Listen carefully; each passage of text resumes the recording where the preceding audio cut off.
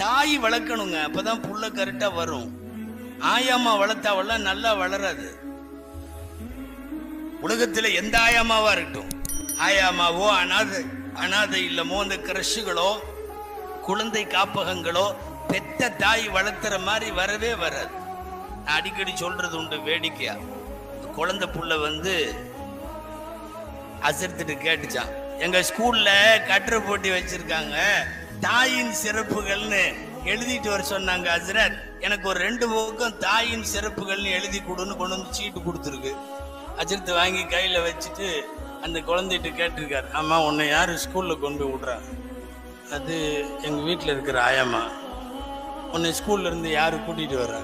ஆயம்மா தான் கூட்டிட்டு வர்ற. உன்னை யாரு குளிக்க வைக்கிறா? டெய்லி ஆயம்மா தான் குளிக்க வைக்கணும். ஸ்கூல்ல லஞ்சில் உனக்கு யாரு ஊட்டி விடுறா? எங்க ஆயம்மா தான் ஊட்டி விடும். உங்க அம்மா எங்க இருக்கும்? எங்க அம்மா வேலைக்கு போகும். ஆயம்மா குளிக்க வைக்குது, ஆயம்மா ஸ்கூலுக்கு கூட்டிட்டு போகுது, ஆயம்மா ஊட்டி விடுது, ஆயம்மா கூட்டிட்டு வருது. அப்ப அஜரத் அந்த பேப்பரை கிழிச்சு போட்டு சொன்னாரா, வேற ஒரு பேப்பர் எழுதிட்டு வா, 2 பக்கத்துல ஆயாவின் சிறப்புகள்னு எழுதி தர்றேன், நீ அதை கொண்டு போய் கட்டுரை போட்டியில கொடு. தாயின் சிறப்பு என்ன தெரியுமா? உன் கையில புள்ள வளரணும்.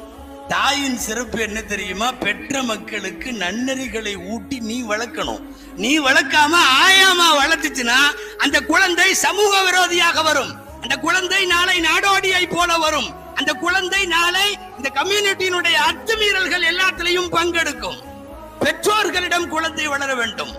நபிகள் ஸல்லல்லாஹு அலைஹி வஸல்லத்திற்கு பேசியவர்கள் சொன்னார்களே, 7 மக்கள் 4 பெண் பிள்ளை, 3 ஆண் பிள்ளை, ஒரு கதீஜா அம்மையாரிடம், கடைசியாக மாரியா அம்மையாரிடம் ஒரு இப்ராஹிம் என்ற ஒரு குழந்தை. உயிரோட மௌத்தானவங்களை எல்லாம் விட்டுருங்க, உயிரோட உள்ளவங்களை எல்லாம் அவங்க வளர்த்து, அந்த அத்தா அம்மா கணவன் மனைவி வளர்த்து ஆளாக்கி தகுதி பார்த்து தரம் பார்த்து கட்டி கொடுத்து பேரன் பிள்ளைகள் எடுத்து பேரன் பிள்ளைகளோடு விளையாடியதற்கு பிறகுதான் ரசூல் ஸல்லல்லாஹு அலைஹி வஸல்லம் மௌத்தாகி இருக்கிறார்கள். ரசூல் ஸல்லல்லாஹு அலைஹி வஸல்லத்தினுடைய குடும்ப கட்டமைப்பு நம்முடைய கண்களுக்கு முன்னாலே நிக்கணும். இன்னைக்கு உள்ள எக்கச்சக்கமான பிரச்சனைகளுக்கு காரணம் குடும்ப அமைப்புகள்ல உறவு சிதைஞ்சிருக்கு.